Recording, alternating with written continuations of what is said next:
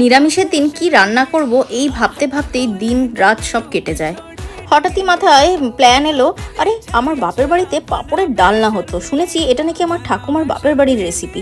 চটপট তাই কড়াই বসিয়ে দিলাম পাঁপড়ের ডালনা রাঁধতে। পাঁপড়গুলো ভেজে উঠিয়ে নিয়ে আলুগুলোকে ভালো করে সাঁতলে নিলাম, একটুখানি তেজপাতা দিলাম, গোটা জিরে, আর এই তো নিরামিষ রান্নায় একই মশলা, সেই টমেটো, আদা আর একটুখানি লঙ্কা বেটে নিয়ে ভালো করে কষিয়ে কষিয়ে রেঁধে নিতে হবে। ব্যাস, তারপরে দিয়ে দিলাম সমস্ত ঘরের মশলা, জিরে, ধনে, হলুদ, নুন। আচ্ছা, তোমাদের বাড়িতেও কি এরকম পাঁপড়ের ডালনা হয়? পাঁপড়ের ডালনা কিন্তু সবার বাড়িতে হয় না, কেউ কেউ ভালোবাসে, কেউ কেউ ভালোবাসে না, কিন্তু আমার কিন্তু এই পাঁপড়ের ডালনার প্রতি প্রচণ্ড ভালোবাসা। একবার কিন্তু রেঁধে খেয়ে দেখো, আমার মনে হয় দারুণ লাগে।